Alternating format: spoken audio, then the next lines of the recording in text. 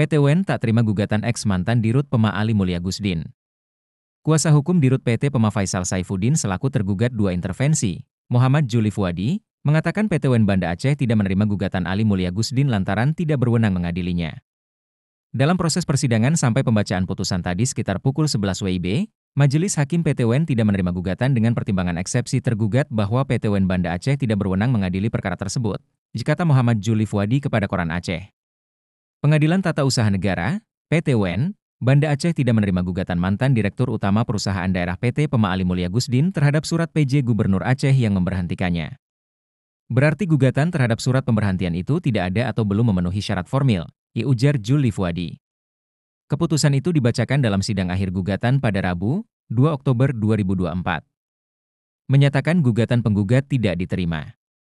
Menghukum penggugat membayar biaya perkara sejumlah Rp379.500.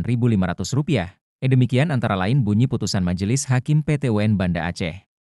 Dalam putusannya, Majelis Hakim juga menyatakan menerima eksepsi tergugat, Bustami Hamzah, dan tergugat dua intervensi, Dirut PT Pema Faisal Saifuddin pengganti Ali Mulya Gusdin, mengenai kewenangan mengadili. Seperti diketahui, mantan Dirut PT Pema Ali Mulya Gusdin menggugat surat pemberhentian dirinya yang diteken oleh PJ Gubernur Aceh selaku pemegang saham PT Pema. PJ Gubernur Aceh saat itu dijabat oleh Bustami Hamzah.